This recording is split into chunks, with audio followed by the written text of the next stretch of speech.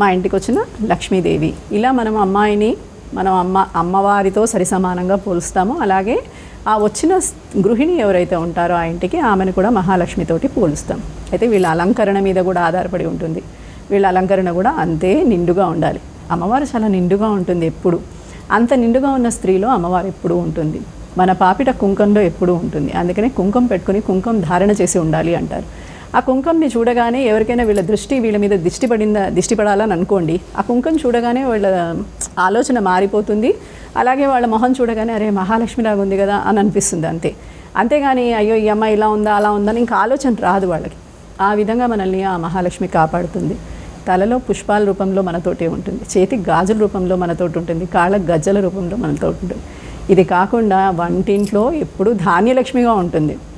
అందుకని ఏం చేస్తారు, పొద్దున్న పూట వంట చేసే ముందు దీపం పెట్టి అగ్నిని ఆవాహన చేసిన తర్వాత అగ్నికి నమస్కారం చేసుకున్న తర్వాతే పాలు పెడతారు. మొట్టమొదలుగా పాలు ఏంటి, మహాలక్ష్మి స్వరూపం, చంద్రుడికి స్వరూపం కాబట్టి, ఆమె సోదరుడు కాబట్టి మహాలక్ష్మి స్వరూపం అని చెప్పి పాలు పెట్టి ఆ పాల పొంగులో మహాలక్ష్మి వస్తుంది. అందుకని ఇలా పొంగుతూ ఉంటే మా ఇల్లు సస్యశ్యామలంగా ఇలా జీవితం పొంగులాగా ఉండాలి అని చెప్పి అమ్మవారికి మనం నమస్కారం చేసుకోవడం. అక్కడ ఇది అయిపోయిన తర్వాత మనం ఇంకా అసలు దేవుడి దగ్గరికే వెళ్ళలేదు. ఇప్పుడు మనం దేవాలయంలోకి, అంటే మన ఇంట్లో ఏదైతే గుడి పెట్టుకున్నామో అది గుడే మనకి దేవాలయమే.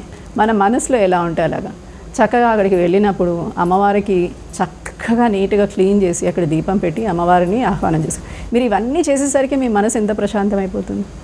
ఆటోమేటిక్గా మీ మనసులో అమ్మవారు వచ్చేస్తుంది. చేయగానే మీ పూజలో కూడా అమ్మవారు వచ్చి కూర్చుంటుంది. తర్వాత మన ఇంటికి ఎవరైనా ఒక ముత్తైదు రూపంలో ఎవరైనా వస్తే కనుక ఆ అమ్మవారు వచ్చిందని చెప్పి, అది గౌరీదేవి కావచ్చు, మహాలక్ష్మి కావచ్చు, దుర్గాదేవి కావచ్చు, లలిత కావచ్చు, భ్రమరాంబిక కావచ్చు, ఎవరైనా కావచ్చు, మనం ఆవిడ వచ్చింది అని అంటే ఆవిడని గౌరవిస్తాం బొట్టు పెట్టి.